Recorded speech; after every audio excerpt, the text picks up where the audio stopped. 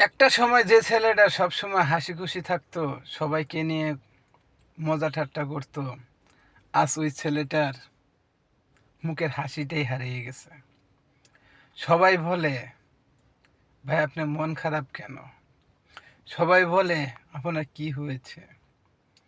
কারণ জানি না কোন ঝড়ে আমার হাসিটা কেড়ে নিছে। অনেক ইচ্ছা করি, হাসতে চেষ্টা করি, সবাইকে বুঝাইতে চাই যে আমি খুব সুখে আছি, কিন্তু সবাই তো দেখেই বলে দেয় যে ভাই আপনি তো সুখে নাই। তো ভিতরের কষ্টটা না কাউকে বলতে পারি না, ভিতরের যন্ত্রণাটা কাউকে বলতে পারি না, ভিতরে আত্মচিৎকারটা না কাউকে বুঝাইতে পারি না যে আমার ভিতরটা কি বলতাছে, আমার ভিতরটা কি চাচ্ছে। আমি কাউকে বলতে পারতাছি না, কাউকে বুঝাইতে পারতাছি না।